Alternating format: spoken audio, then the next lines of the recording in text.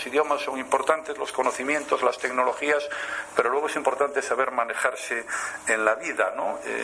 Saber manejarse en situaciones difíciles, saber decir que sí, saber decir que no, saber mirar hacia otro lado cuando hay que hacerlo.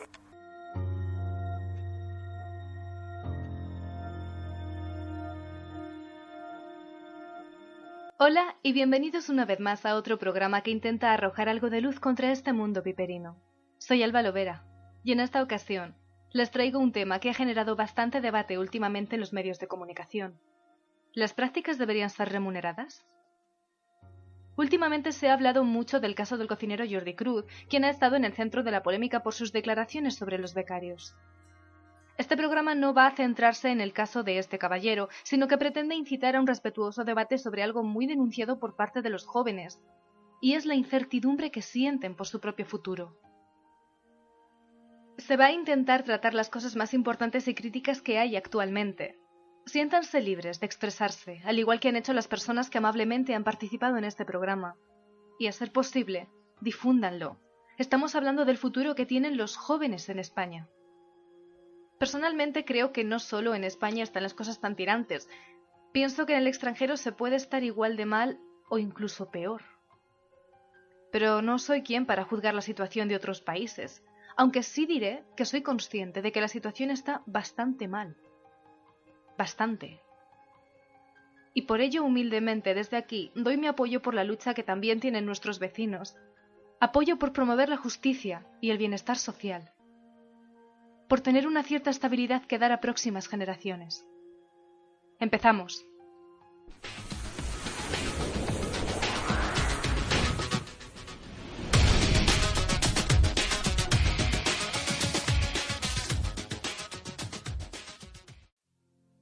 No son lo mismo las prácticas de becarios que un contrato de prácticas. Al menos según las leyes actuales. Vivimos en un sistema con leyes tan cambiantes que prefiero insistirles en que por favor comprueben ustedes mismos el camino por el que estamos yendo. ¿Qué diferencia hay entre prácticas de becarios y un contrato de prácticas? Carmen Buján nos lo ha redactado en pocas palabras. Un becario en prácticas es una persona de entre 18 y 25 años que tiene un título universitario o de formación profesional o un certificado de profesionalidad. Un trabajador de estas características se asimila a un empleado por cuenta ajena en lo que respecta a la obligación de afiliación y cotización a la seguridad social. La obligación de cotizar corre a cargo de las entidades u organismos públicos o privados que financian los programas de formación. Las prácticas de los becarios no podrán superar los 6 meses.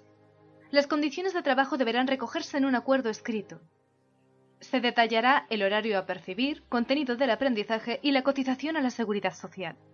El becario es un empleado más y no debe recibir un tratamiento diferenciado al resto de los trabajadores. Recibirá formación en prevención de riesgos y recibirá vigilancia de la salud. La empresa deberá proporcionarle los equipos de trabajo y medios de protección adecuados a su puesto. El contrato en prácticas podrá celebrarse con titulados universitarios o de formación profesional de grado medio o superior o con aquellos que posean títulos oficialmente reconocidos como equivalentes o certificados de profesionalidad. El puesto de trabajo le permitirá al trabajador obtener la práctica profesional adecuada a su formación.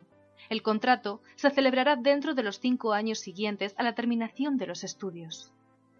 Aquí la duración del contrato irá de los 6 meses a los 2 años, aunque puede modificarse por acuerdo en convenio colectivo. El convenio fijará también los puestos de trabajo, grupos, niveles o categorías profesionales que puedan formalizar contratos en prácticas, así como la retribución.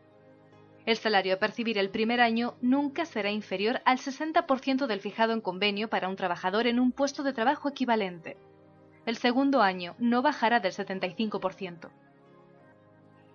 Podemos concluir que una empresa puede emplear un trabajador bajo una contratación en prácticas, estableciendo una relación laboral exactamente igual a lo que tiene con el resto de la plantilla, pero con un contrato específico. O también puede emplear a un becario inscrito en un programa de formación, pero esta relación laboral, aunque se recoja por escrito, no es un contrato. La empresa no asume los costes de seguridad social, sino que lo hace el organismo que promueve la beca. Hablamos con Cristóbal Ruiz, un estudiante de enfermería quien amablemente nos explica su caso en el ámbito de la medicina. A ver, hablando con mi profesora, la verdad es que tiene toda la lógica. Para empezar, es ilegal. Es ilegal que un estudiante, o sea, una persona sin título, ejerza una profesión sin ese título. Es decir, y más en la rama sanitaria. Pero bueno, en mi caso es lo que te decía ayer. Yo ahora mismo estoy de prácticas, ¿vale? Y, por ejemplo, estoy de práctica de quirófano y yo no podría ejercer como enfermero circulante sin un título de graduado universitario como circulante. Pero lo que me comentó mi profesora fue que un alumno sí puede percibir un sueldo, pero por otra actividad, que sería el caso de yo como auxiliar de enfermería. Es decir, yo a partir de este año, cuando termine tercero, yo ya puedo ejercer como auxiliar de enfermería por ser estudiante, haber pasado ya tercero de enfermería con los créditos y tal, porque eso como que está regulado. O sea, eso está regulado por la ley y tal. Pero se me tendría que dar una seguridad social, un salario acorde a un trabajo que sería el de auxiliar de enfermería. Es decir, yo, por ejemplo, aunque sepa poner vías, si trabajo como auxiliar de enfermería no podría coger una vía, no podría hacer determinadas intervenciones que son particulares de la enfermería como tal. Y aparte luego está mi opinión personal, que fue lo que te comentaba ayer, de que un estudiante de enfermería no debía percibir ningún sueldo siendo alumno. Es decir, porque es cierto que es una putada, que dedicamos un huevo de horas y muchas veces hacemos el trabajo a las enfermeras. Sí, es cierto, o sea, nos pasamos desde que empezamos las prácticas tomando las putas tensiones, haciendo lo más rollo. Y es cierto que, bueno, en ese sentido las enfermeras, pues, no es que se aprovechen de ti, sino simplemente que aprovechan que tiene un alumno, pues, para aligerar su carga de trabajo, que no es poca. Porque tal como está la sanidad en España, es bastante la carga de trabajo. Y tal, pero mientras tanto tú estás aprendiendo. Y mientras estás aprendiendo tú no tienes ninguna responsabilidad legal si tú haces algo mal. Es decir, si yo, por ejemplo, me confundo un paracetamol, se lo pongo a una persona que es alérgica al paracetamol, por ejemplo, y le mato, la persona que va a la cárcel responsable sería la enfermera bajo la que yo esté tutelado. Y eso, pero eso ya te hablo que es acerca de lo que es en plan la rama sanitaria, que es particularmente distinta a otras carreras como puede ser, yo que sé, imagínate que si estudias ADE, pues sí, en ese sentido hay, pues yo que sé, se podría valorar las prácticas y tal. Echa la ley, echa la trampa. Muchas empresas aprovechan de los estudiantes, sobre todo en el tema de prácticas o en carreras de letras o carreras, no sé, económicas, derecho no lo sé, la verdad, pero carreras donde puede ser más labor administrativa en empresas y tal, y usan a los estudiantes para cubrir puestos de trabajo, bajo la excusa de que están en prácticas. Eso sería, o sea, eso está mal, porque eso es aprovecharse. Y ahí en ese caso, pues a lo mejor sí que estaría bien que reciban un sueldo, y de hecho creo que lo reciben. Yo tengo una compañera que ha hecho prácticas en una empresa y sí que le han pagado un sueldo, pero porque ha trabajado, o sea, ella ha hecho sí una labor. Yo en el hospital hago una labor, pero la hago bajo tutela. O sea, yo no hago nada por iniciativa propia. O sea, a mí me dicen un médico, pon un paracetamol, y aunque yo sé que esté bien puesto el paracetamol, que está bien pautado y tal, yo siempre lo digo, oye, mira, voy a poner este paracetamol a este paciente, porque cualquier responsabilidad la tiene la enfermera, no la tengo yo. Entonces yo, en mi opinión, creo que los estudiantes de la rama sanitaria, ya sea cualquier profesión de la rama sanitaria, no debería percibir ningún sueldo por ese mismo motivo. Y nada, que se regula la ley, pues bueno, pues si se cambia la ley y de repente ahora empecemos a recibir todos un sueldo, pues mira qué bien. Bueno, no sé, todo sería que lo legislen y tal, y a ver cómo lo legislan. Pero es cierto que sí que hay muchas carreras que se aprovechan de ese tema de las prácticas. Y eso, así que cualquier cosita que necesites, pues ya está, bueno, ya tienes mi Twitter o mi número de teléfono, no tengo ningún problema. Pues nada, un abrazo. Un abrazo para ti también y gracias, Cristóbal. Mucha suerte en tus futuros proyectos.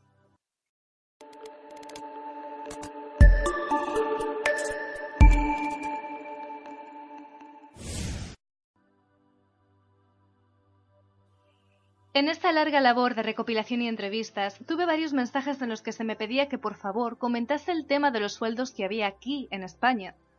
Concretamente, esa evolución, entre comillas, porque personalmente no me parece una evolución, de cómo antes el ser miliurista, cobrar 1.000 euros al mes, era socialmente una vergüenza. Incluso llegaron a sacarse guías y libros para aprender a sobrevivir con esa cantidad. Les habló del periodo del boom económico.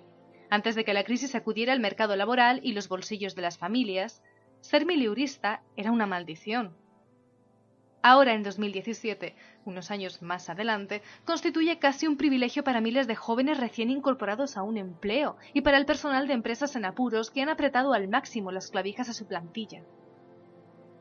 Actualmente el sueldo medio en España es de 600 euros.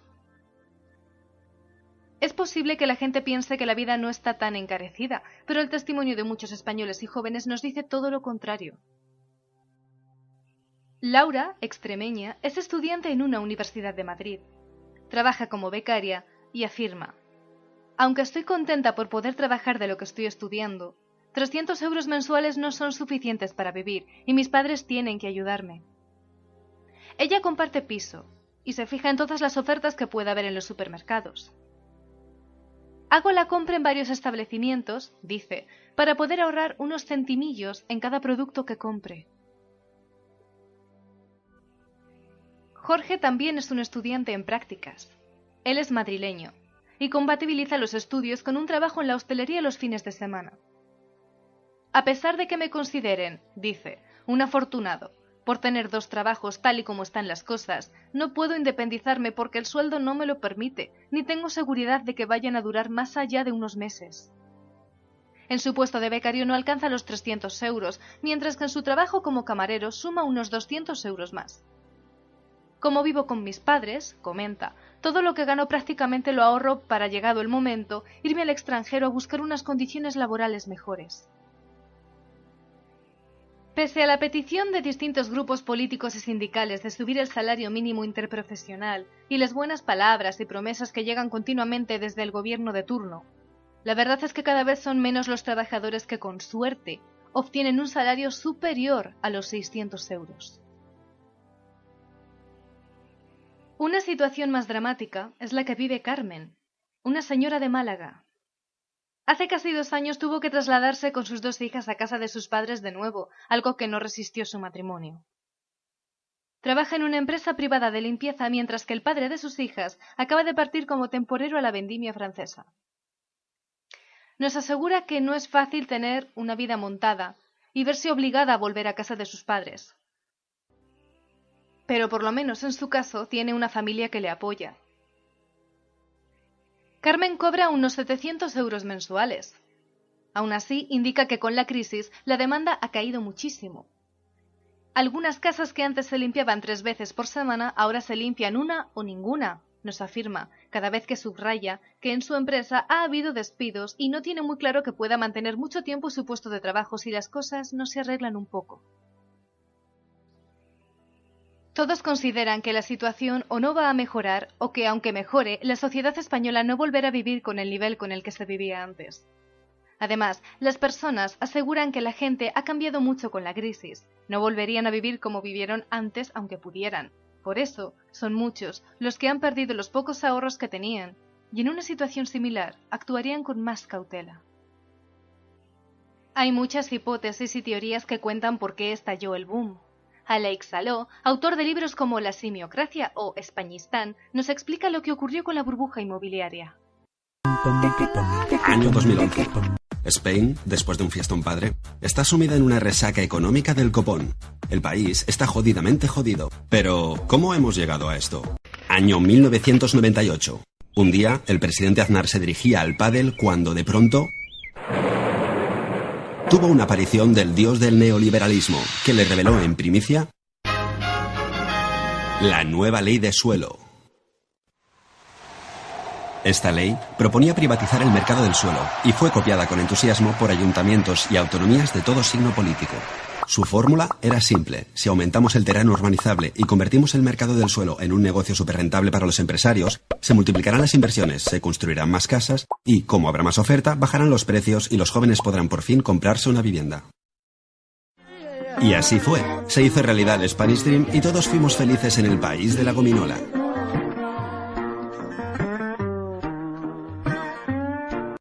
Vale, quizá no fue exactamente así. Vayamos hasta el año 2002. Para entonces, el ritmo de la construcción ya se había disparado. Ese mismo año, Aznar tuvo otra aparición de su dios Yuppie, que le reveló la nueva reforma laboral. La táctica de esta reforma era familiar. Si reducimos los derechos laborales, haremos más atractiva la contratación a los empresarios, estos invertirán más en personal y así reduciremos el paro.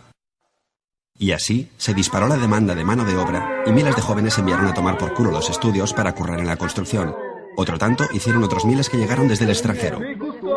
Y todos ellos se apuntaron felizmente al dogma del Spanish Way of Life: comprar casa. La vivienda estaba de moda. Haga morir de envidia a su cuñado y cómprese un adosado. No sea un vulgar hippie que vive de alquiler y desgrábese una pasta en impuestos invirtiendo en ladrillo. ¿Problemas para declarar su dinero negro? Don't worry, la vivienda le blanqueará su fortuna. Lo curioso es que la ley de suelo no tuvo el efecto previsto. Al dispararse la demanda de vivienda, el precio de los pisos subió, y eso, a su vez, disparó el precio del suelo, pues se tasaba en función de los beneficios potenciales, cosa que hinchó aún más el precio final de la vivienda. No cabe decir que este margen de beneficios atrajo a miles y miles de simpáticos especuladores.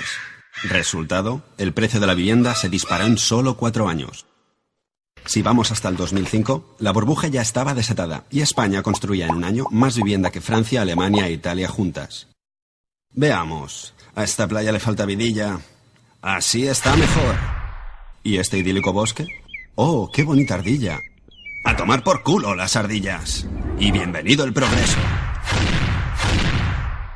Gracias al motor de la construcción, nuestra economía estaba on fire y todo el mundo hablaba del milagro económico español. De pronto, alguien dijo: ¿y si aprovechamos el superávit para invertir más en I+D? Así era nuestro milagro económico. Mientras el referente de los empresarios americanos era Google, aquí todos querían emular a Paco el Pocero. Pero se asomaba un drama descomunal. El precio de la vivienda estaba ya por las nubes. Bueno, pero al menos teníamos trabajo. Cierto, el paro había bajado a una cifra récord. Pero mientras la vivienda en términos reales había más que doblado su precio, los sueldos se habían quedado más congelados que Walt Disney. Vamos, que aun estando en el mayor periodo de bonanza de la democracia, la mayoría cobraba un SDM, también conocido como un sueldo de mierda. Pero, si la vivienda está más cara y los sueldos son los mismos, ¿por qué la gente sigue comprando pisos? Bueno, aquí es donde aparece tu amigo el banco. Bancos y cajas no querían perderse el festín y empezaron a rebajar exigencias para conceder créditos. Hola, gano un sueldo de mierda y mi avalista es una tortuga con gorra. Hipoteca al canto. Y tranquilo, para que pueda asumir las cuotas les tiraremos la hipoteca a 40 años. Y si algún día no puede pagar la hipoteca, como los precios siempre suben, vende la casa, recupera la inversión y encima gana dinero. Y recuerde, la vivienda nunca baja. Además, le hincharemos el crédito para que se pague un cochazo, un crucero, una pantalla plana y un smartphone con Wi-Fi y Gromen Hour. Y así, por primera vez en la historia, con un sueldo de mierda podías vivir de puta madre. ¡Soy rico! Pero si saltamos hasta el 2007, veremos un panorama dantesco. La deuda de administraciones, familias, empresas era ya descomunal. Como descomunal era la deuda de las cajas con otras entidades financieras. El país entero había raptado a la tía de la lejía y la obligaba a traer más y más dinero del futuro. En otras palabras, no es que nuestra habilidad por crear riqueza trajera consigo el crecimiento, sino que el único motor de riqueza era el crecimiento en sí, y ese crecimiento solo existía gracias a la deuda. Año 2008.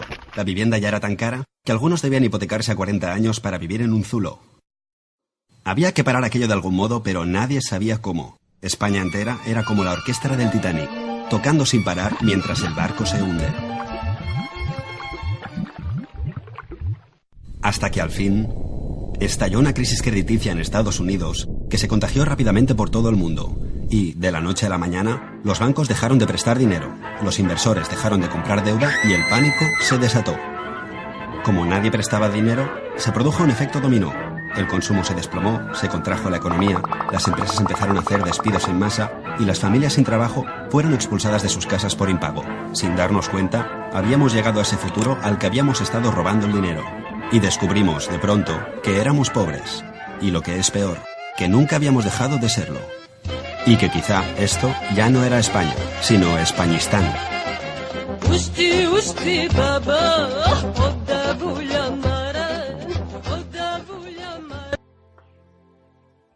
Esta es la explicación que nos brinda Alex Saló.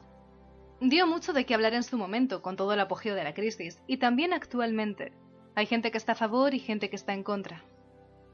Aprovecho la oportunidad para recomendarles escuchar una serie de programas que tratan situaciones económicas a nivel nacional e internacional de forma concreta.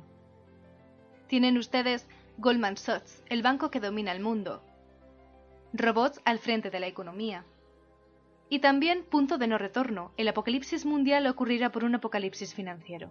Estoy segura de que los contenidos que se tratan ahí serán de su agrado. En su momento batió récord en iVoox como lo más escuchado de la semana, pero nunca está de más recordar, ¿verdad?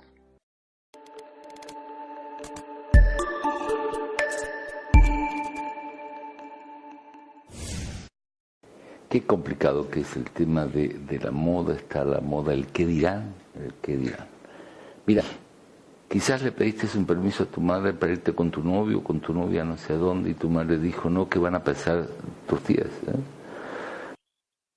Estas son las sabias palabras de Leonardo Stenberg. Puede que muchos de ustedes se identifiquen con lo que dice, pero ¿cuántas veces se viste o actúa usted como realmente quiere? Las modas. Las modas mueven masas. Te dicen cómo vestir, cómo pensar y cómo vivir. Te dicen lo que está bien y por qué, y qué cosas no has de hacer, porque no es propio de personas sensatas o normales. Y es un arma perfecta para el sistema. Ya no es el hecho de intentar ofrecer una imagen física socialmente aceptable o completamente actual, sino el comportamiento, el modo de vivir. Y, por favor, lo único que pretendo resaltar es la sumisión que tienen muchas personas por seguir sin descanso las modas. No quien lo hace porque le apetece. Los tiempos cambian, los gustos y las costumbres. Que cada quien vaya como más le guste. Pero por otro lado, ¿realmente merece la pena vivir por encima de nuestras posibilidades por un motivo tan frívolo, tan sumiso y tan materialista?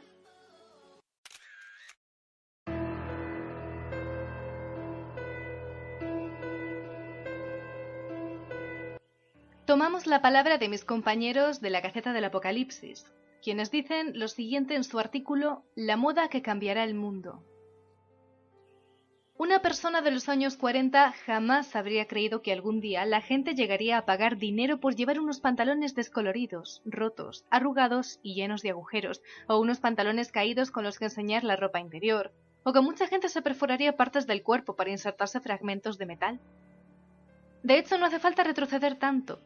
Hace tan solo 10 años, cuando David Beckham representaba la apoteosis de la metrosexualidad, nadie habría creído que en poco tiempo se pondría de moda llevar barba de mendigo. Pero literalmente, los medios de comunicación, incluidos Internet y las redes sociales, pueden poner de moda cualquier cosa y conducir el rebaño a donde convenga. Así será como, por ejemplo, los pobres acabaremos comiendo insectos y nos deleitaremos con ello. Literalmente, las élites conseguirán que la chusma coma bichos, mientras ellos comen filetes de ganadería ecológica. La campaña para conseguirlo ya ha comenzado. La propia ONU, a través de la FAO, la Organización de las Naciones Unidas para la Alimentación y la Agricultura, ya ha inculcado la idea en el imaginario público y las televisiones generalistas. Ya empiezan a darle el eco adecuado. En el periódico El País encontramos el titular perfecto. La ONU insta a comer insectos para combatir el hambre en el mundo. Un informe de la FAO sostiene que muchas especies tienen tantas proteínas como la carne y que la producción es barata. Solo falta el detonante, que alguien famoso, joven y guapo, coma deliciosos bichos fritos haciendo una pose ante las cámaras o en una película taquillera y ya tendremos a miles de borregos siguiendo la moda. Para finalizar con el artículo, mis compañeros terminan así. Si en su momento alguien consiguió convencernos a todos de que las asquerosas huevas de un pez eran el manjar más lujoso y deseable del mundo, ¿cómo no conseguirán que nos comamos las cucarachas y los gusanos? En el mundo actual, para instaurar cualquier costumbre o idea, solo hace falta un buen envoltorio y otorgarle el marmacho de la legalidad, la oficialidad o el prestigio social. Esto es una parte del artículo tomado de la Gaceta del Apocalipsis, como he dicho anteriormente. Un saludo desde aquí y gracias por vuestro aporte. Profundicemos un poco más en la situación actual que tenemos en España, la cual nos pone en los titulares una serie de tendencias que, si lo recopilamos, nos hace visualizar un panorama que unos cuantos años antes nos harían saltar la voz de alarma. Quiero que quede patente, por favor, que esto es una moda. Es algo que hace la gente porque quiere, no porque esté en la necesidad de hacerlo. Personalmente me parece una vergüenza que se haga de las desgracias ajenas una moda. Titular de El País del 29 de agosto de 2016. Una periodista se ha propuesto investigar sobre la alimentación freegan, una forma de vida que denuncia el despilfarro, comiendo a base de desechos. Así es como empecé a comer de la basura. Capítulo 1. Titular de marzo de 2017, por Brenda Chávez. No salir de casa en todo el fin de semana rebaja la ansiedad e ilumina la mente. Atrincherarse entre las cuatro paredes de su morada ya no es de muermos, sino la última tendencia de moda, el nesting. Antena 3 Noticias nos dice el 11 de abril de 2017. Vuelve la moda de las minicasas, una casa de 10 metros cuadrados. Según las palabras de Clarín.com del 20 de abril de este mismo año, está de moda ser Big Packer, que son viajeros que piden dinero en la calle para pagar sus vacaciones. Por último, Juan Ramón Rayo, en El Confidencial, explicó en marzo cómo la desigualdad no generaba infelicidad alguna. En su artículo, comentaba que si contemplamos la existencia de personas en una situación más favorable que la nuestra, podemos esperanzarnos con la expectativa de alcanzar, a través de nuestro esfuerzo continuado, unas condiciones de vida análogas a las suyas. Así que ya saben, por favor, si quieren estar a la última moda, coman de la basura, mendiguen por la calle y no salgan nunca de su casa de 10 metros cuadrados salvo para recrearse en las condiciones ajenas. Además, como los sueldos van bajando poco a poco, nosotros tampoco podremos aspirar a más. Sarcasmo aparte, en las redes sociales hay un montón de comentarios de personas que afortunadamente han visto el trasfondo de todo esto y denuncian el descaro de los medios por hacer de la pobreza una moda.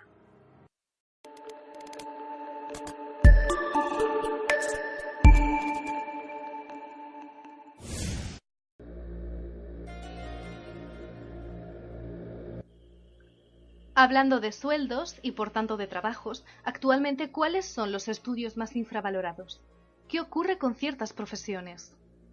Durante unos días se ha realizado una encuesta virtual en la que se recibió un total de 14.507 votos. Se podía votar entre un total de 4 categorías.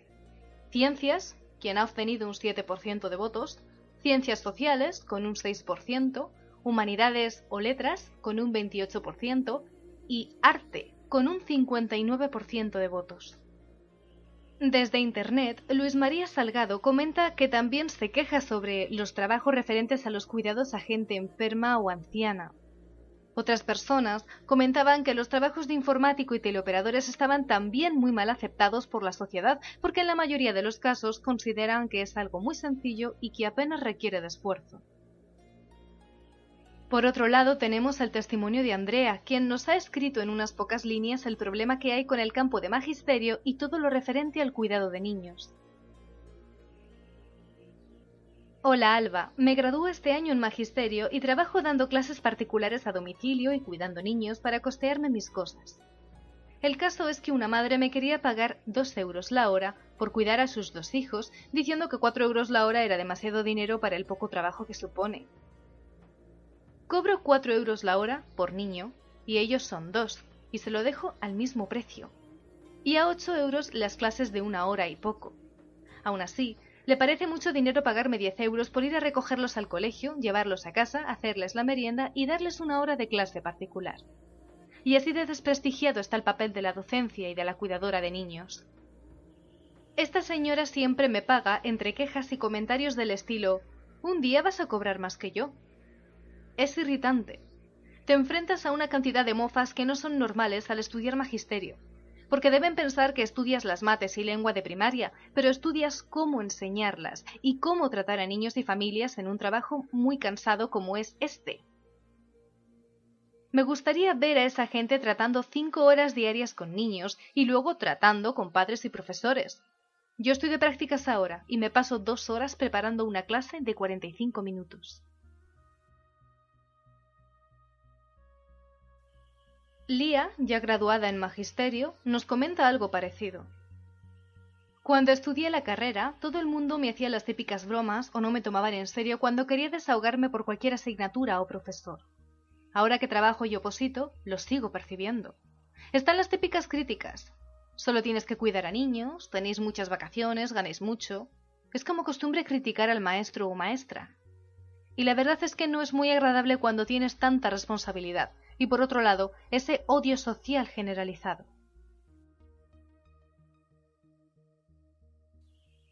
Vivian, administradora del blog 50 cosas sobre Vivi, de Madrid, actriz de doblaje y pianista, entre otras muchas cosas, comenta que el peor trabajo es también todo lo referente a artes escénicas. Las prácticas de mi escuela, nos comenta, era ir a poner cafés a los actores y directores del CDN. Literal.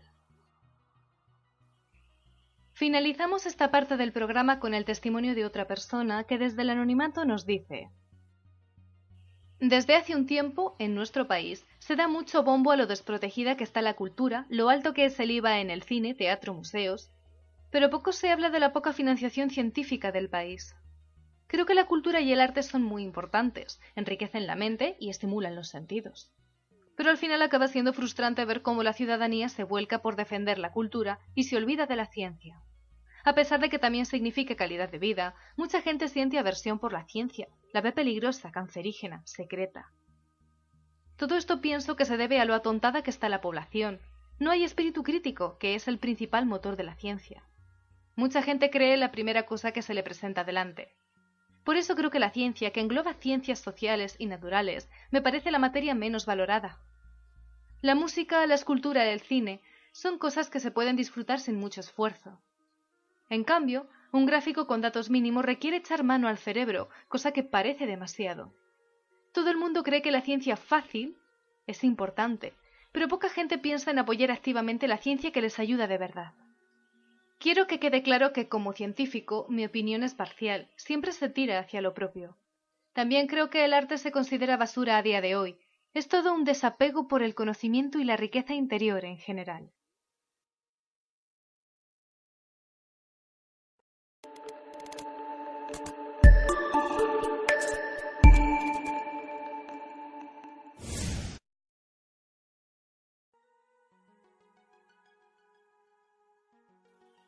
España también ha experimentado una serie de cambios en la educación.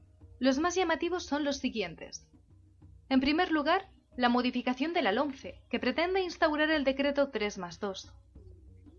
En segundo lugar, la eliminación de la filosofía en institutos y como carrera universitaria. Y en tercer lugar, la dificultad de acceder al bachillerato de artes.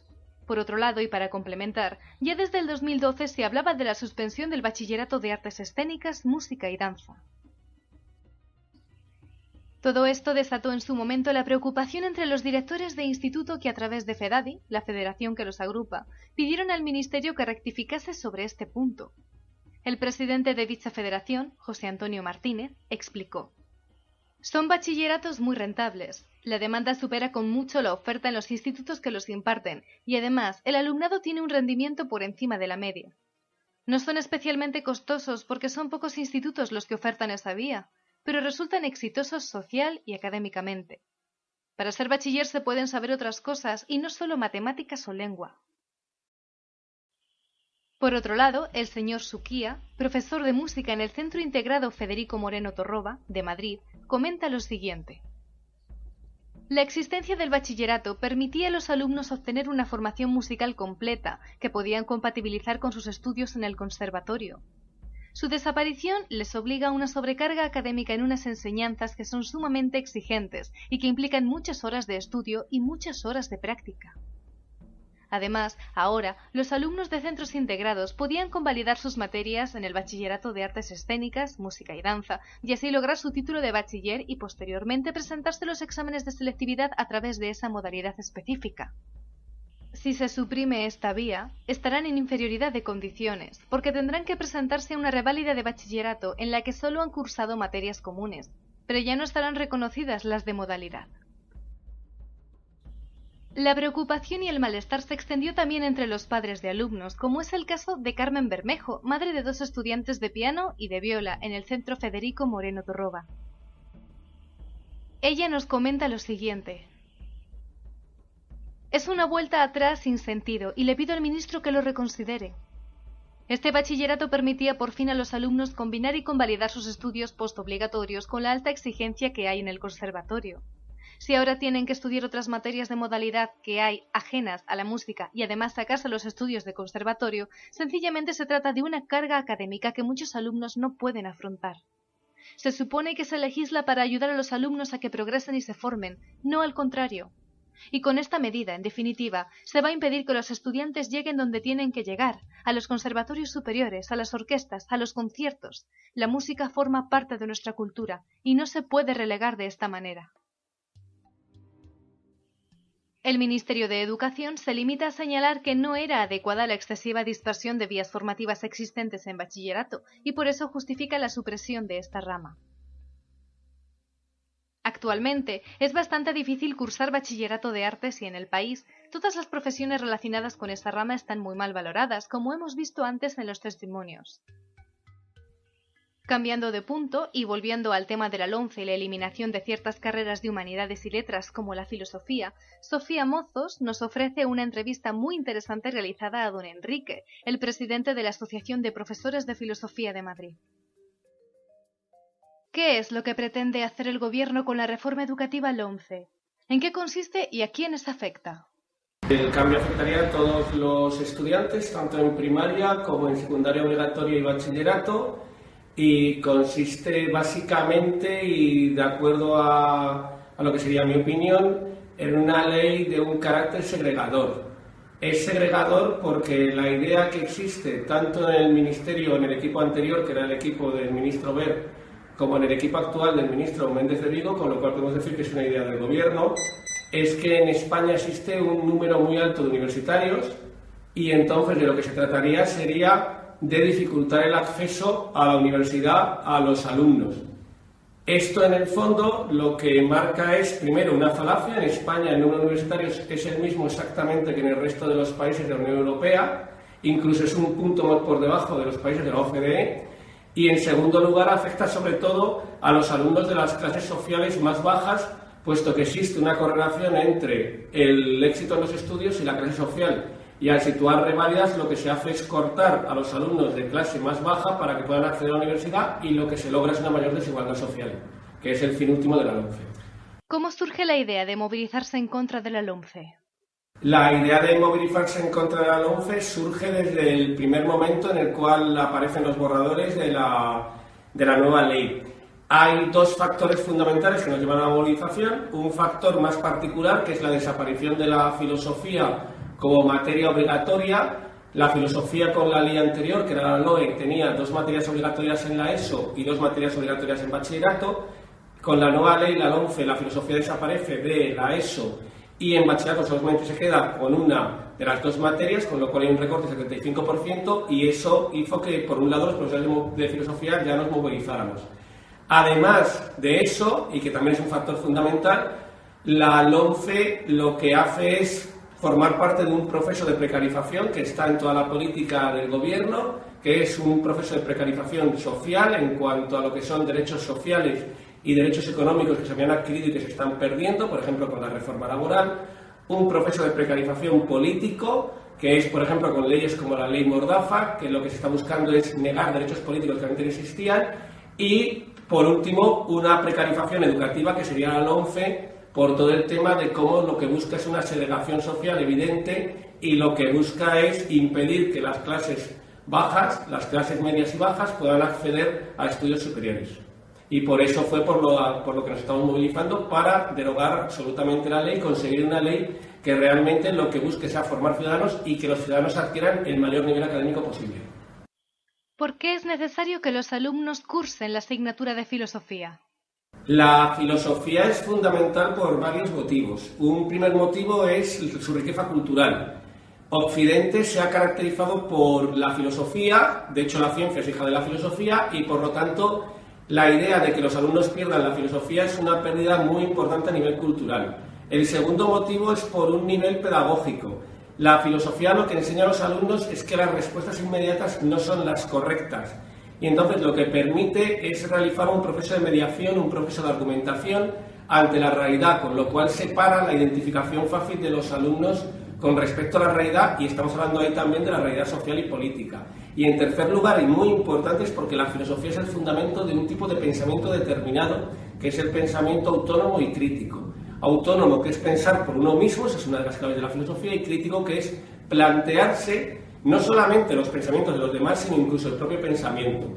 Y de este pensamiento autónomo y crítico surge la democracia, que es una persona, un voto. La idea es, primero, que las personas tienen derecho a ser autónomas y a decidir su forma de gobierno, y segundo, la idea es que se lo pueden replantear. Y entonces la filosofía sería la clave de todo ese proceso democrático. Podemos decir que la democracia es la forma social que adquiere la filosofía, y por eso la filosofía es imprescindible en la educación.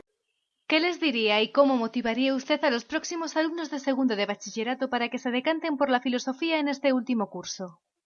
La idea clave yo creo que es la idea de que sin filosofía pueden llegar a ser grandes profesionales, sin duda alguna. Sin filosofía pueden conseguir muy buenos empleos, sin duda alguna. Sin filosofía pueden llegar a escalar socialmente, pero sin filosofía, desde luego, no van a poder ni comprender la realidad que les rodea, ni llegar a ser ciudadanos democráticos realmente, porque les va a fallar un factor fundamental, que es, por un lado, comprender que todo debe ser cuestionado, por otro lado, comprender que ese cuestionamiento tiene que ser argumentado y no reducirse al mero capricho individual, es decir, me viene bien o me viene mal, y por último, entender que la cuestión no solamente permite la pregunta, sino que también tiene que venir con la solución del problema. Es decir, hay que aprender a argumentar, hay que aprender a argumentar de forma crítica y hay que aprender a argumentar de forma autónoma. Y especialmente hay que aprender a cuestionar la realidad y las propias ideas de uno mismo. Por ese motivo yo creo que la filosofía es fundamental, y por ese motivo yo creo que los alumnos deberían escoger el año que viene Historia de la Filosofía en segundo de bachillerato. A pesar de que sabemos que se están poniendo trabas en muchos centros para que los alumnos de ciencias puedan escoger esta materia. Muchísimas gracias a Sofía Mozos por facilitar la entrevista y a don Enrique por su desinteresada colaboración.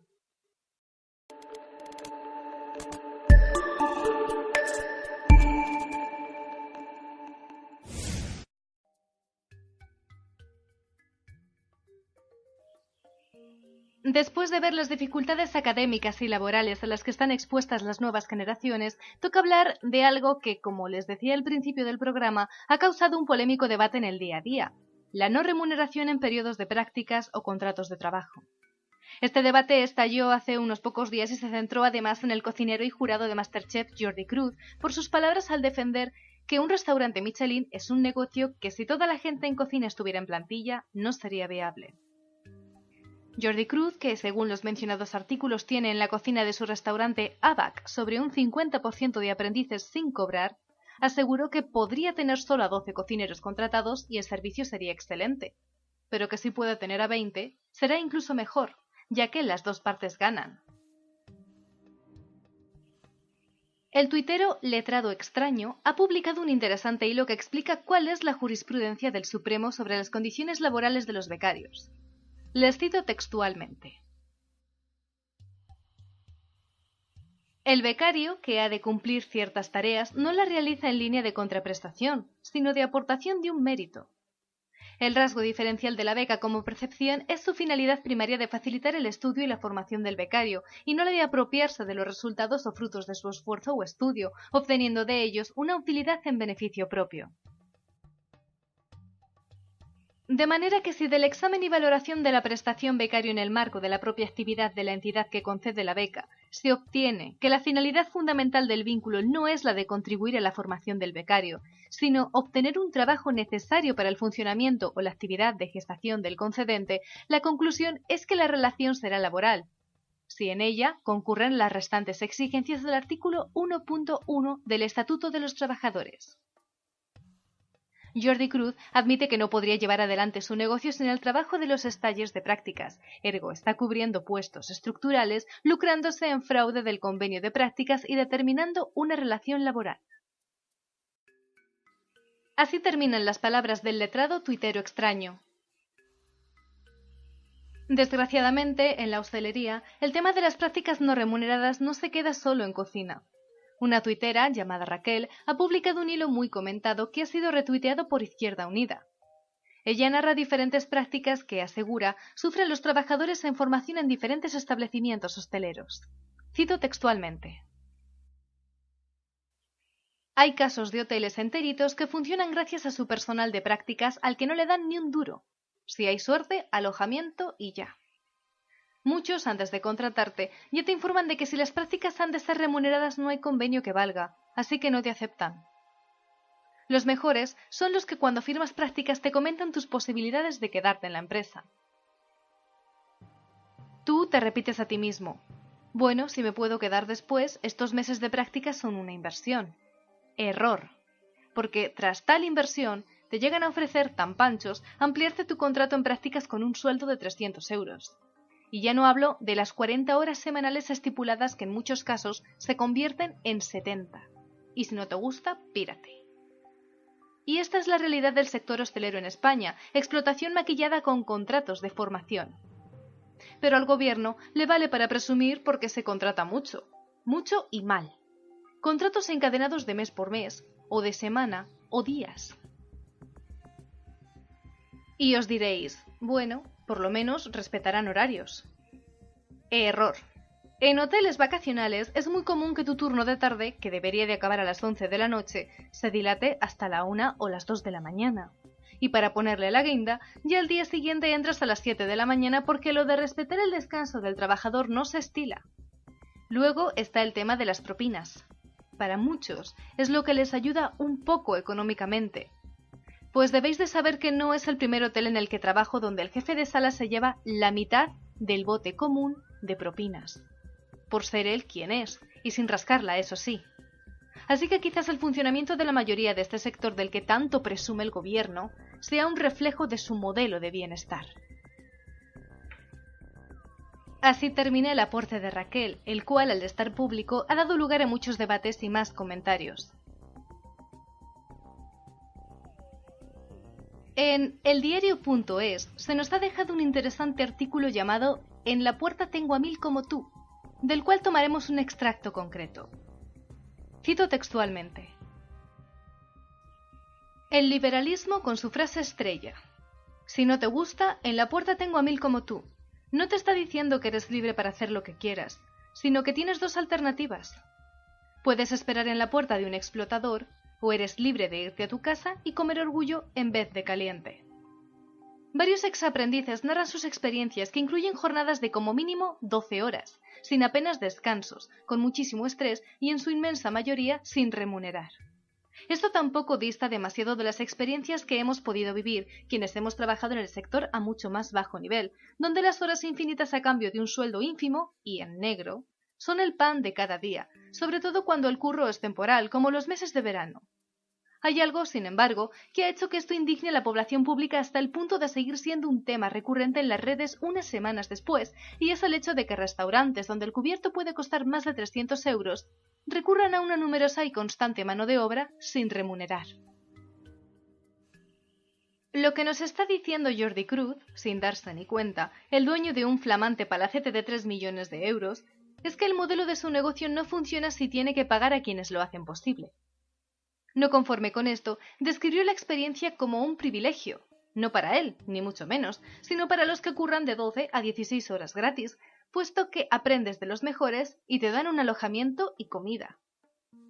Con todo y con eso, hay algo en las excusas de Jordi Cruz que no encaja.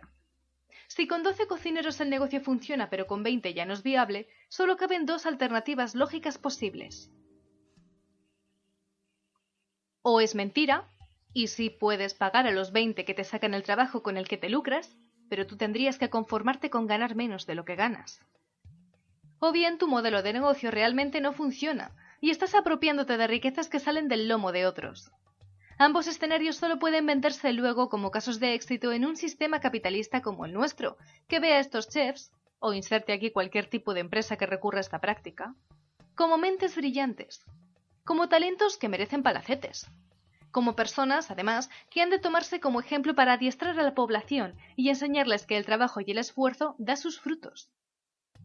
Da igual si la explicación al problema con el que se encuentra Jordi Cruz y similares es una u otra, porque el resultado es el mismo. Es legal. Ergo está bien. Y va más allá. ¿La parte donde se hacen jornadas de más de 12 horas no es legal? Bueno, está socialmente aceptado que trabajemos más tiempo a cambio de nada. Así que también está bien. Total, quienes son demonizados al final nunca son los explotadores, sino los explotados, que siguen percibiéndose como la ley del mínimo esfuerzo, aunque las estadísticas insistan en que la mayoría no faltan a trabajar ni cuando están enfermos. Y como si fuese parte de un plan divino, esta polémica ha estallado justo el 1 de mayo, el Día Internacional de los Trabajadores. Mientras miles de personas salían a la calle con pancartas a reivindicar sus derechos y conmemoraban a los sindicalistas anarquistas ejecutados en Estados Unidos en 1886 por luchar por una jornada de 8 horas, el dueño de un palacete describía en 2017 como privilegio trabajar más de 12 horas a cambio de comida y cama. Estamos llegando al final del programa, así que en breves daremos paso a algunas intervenciones más. Les comento que también se hizo una encuesta virtual sobre este tema, sobre si deberíamos recibir un sueldo durante el periodo de prácticas. La encuesta tuvo un total de 25.853 votos. Un 75% votaron que sí y un 4% votó que no. Respecto a la negativa de recibir un sueldo, hay un comentario aparte que coincide con lo que nos exponía Cristóbal Ruiz al principio del programa, y es que un sueldo en tus prácticas formativas significa consecuencias legales.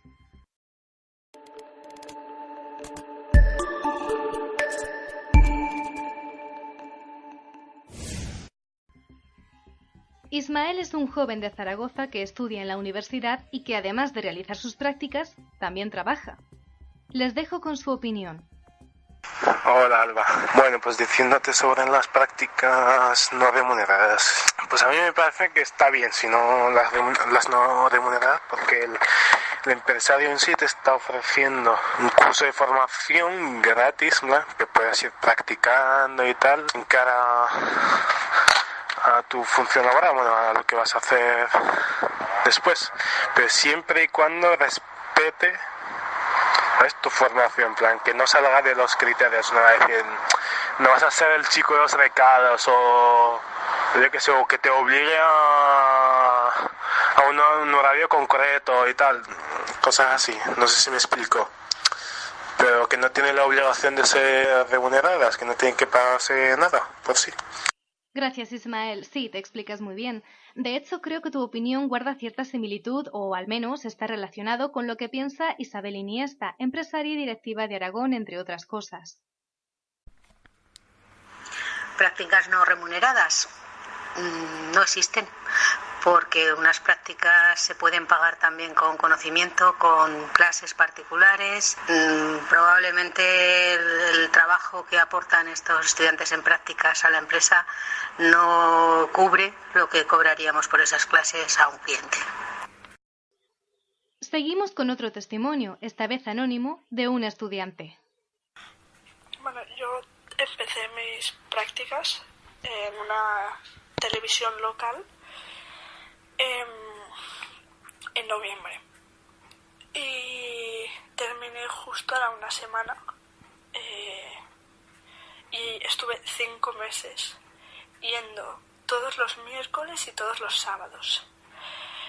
Hacía 9 horas el miércoles y otras 9 el sábado. Estoy totalmente en contra, ¿no?, de las prácticas remuneradas, es decir, yo por ejemplo estoy haciendo un grado de imagen y sonido y como era una televisión local, pues hacían noticias sobre la ciudad, ¿no? Y yo no hacía esas prácticas en mi ciudad, sino las hacía en otra. Y estaba pues a 3/4 de hora en tren. Bueno, haciendo transbordo y tal, total, que el dinero yo me gastaba pues 30 euros en una T10. Claro, al no ser remuneradas dices, al menos que me paguen, que al menos así me cubra el transporte, ¿sabes? Pero ni eso. Y mucha gente con la que hablo que hace prácticas pues que no están remuneradas, pues estamos todos un poco hasta las narices, porque sí, bueno, se escudan en lo de que es que te damos experiencia laboral, sí, lo que tú quieras. No sé, agota bastante porque normalmente sueles empezar con ganas de aprender, pero claro, cuando llevas ya 2 meses, o en mi caso que llevaba 5, estaba ya hasta el coño de tener que ir hasta ahí,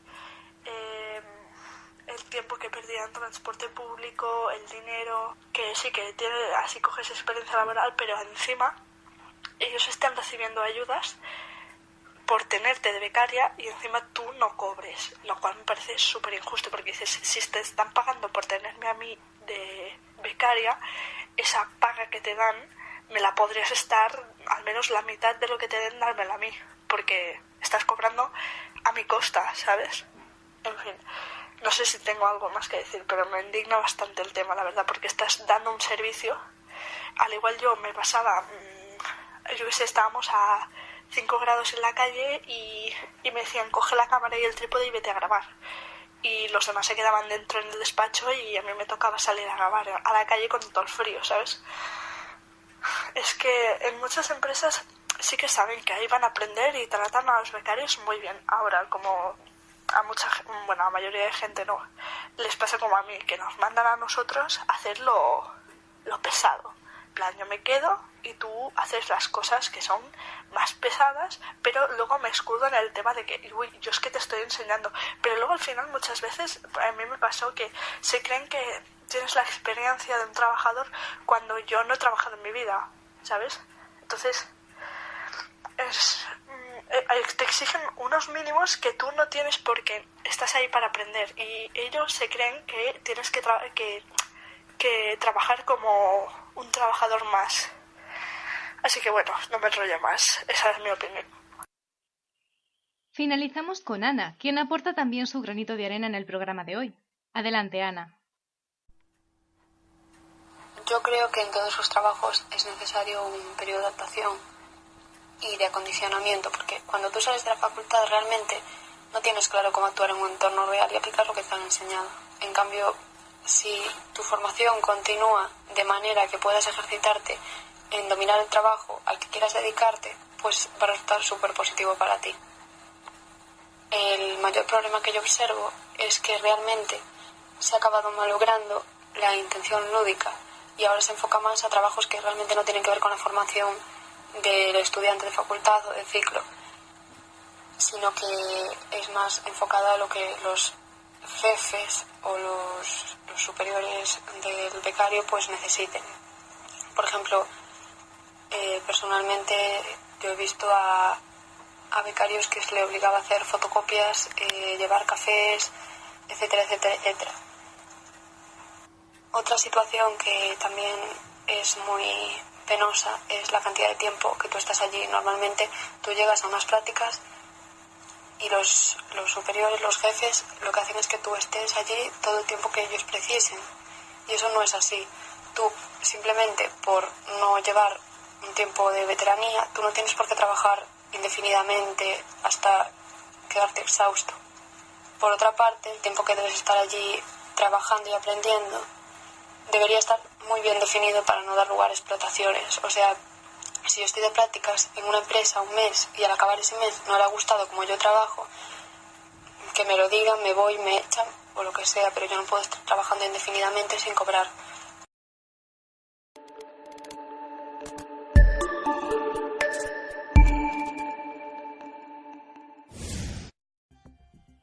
A día de hoy tenemos a profesionales que sí respetan a las personas que trabajan sin cobrar, que les reconocen sus esfuerzos y saben de la situación tan precaria. Personas que no se aprovechan. Precisamente esta clase de profesionales son una aguja en un pajar, son auténticos tesoros. Pero los tesoros no abundan en un mundo viperino.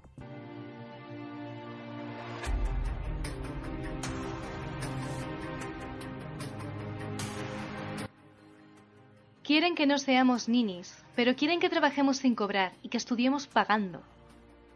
Quieren trabajadores cualificados al contratar becarios y cuando nos forman, acaba nuestro contrato. Quieren trabajadores fieles, cambiando la plantilla cada año. Quieren estudiantes con talento, para pagarles lo mínimo y que les ofrezcan el máximo. Quieren empleados que se sacrifiquen por su empresa, mientras los contemplan como simples números y eficiencia. Quieren que seamos independientes a los 20, como comentan nuestros mayores que eran antaño, pero para ofrecernos un puesto con un sueldo medianamente digno, exigen años de experiencia. También quieren que estemos callados. Quizá por eso estemos llegando a este punto. Queridos estudiantes y trabajadores jóvenes, queridas personas como yo, que actualmente estáis sacrificando muchas horas de esos años dorados que son la juventud, no os rindáis y no os dejéis pisar. Quieren que nos desmotivemos y que lo dejemos todo para poder estar por encima de nosotros con razón. Pero somos mucho más fuertes y potentes de lo que el sistema cree. Por eso vamos por delante de ciertas personas que creen ser profesionales. Y tienen miedo de eso. Tienen miedo de ser desbancados. Y a la vez no hacen nada por remediarlo. Luchad por vuestro futuro, porque el tiempo está a nuestro favor. Habéis sacrificado mucho para estar donde estáis, y eso me hace sentir orgullosa de todos vosotros, de la juventud de hoy en día. Me enorgullece saber que pertenezco a una generación que se esfuerza por superar el punto del que partimos.